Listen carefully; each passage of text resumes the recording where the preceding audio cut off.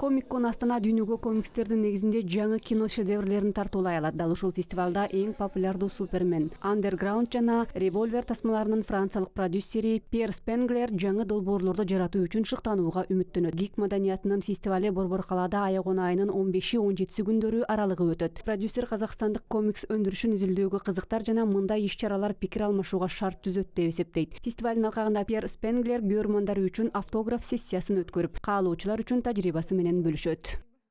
I don't know very well what are the local comics. Мен жергиликтүү комикстер менен анчалык тааныш эмесмин, бирок аларды жакындан изилдейм деп үмүттөнөм. Мисалы, Томирис жөнүндө бир нече комикстерди көрдүм. Мени абдан кызыктырды. Анткени бул жерде ага арналган тасма тартылганын билем. Аталган тасманын концепциясын түзүүгө катыштым. Фестивалда мен бир аз шыктанам деп үмүттөнөм. Бул жерде көрсөтүүлөрүн көрөм. Мени жаңы комикстерди жаратууга түртүшү мүмкүн. Адатта бул мага жаңы комикстерди жаратууга түрткү берет. In the early conceptual stages of that. So this is the kind of thing creates a movement and an exchange which can be very important.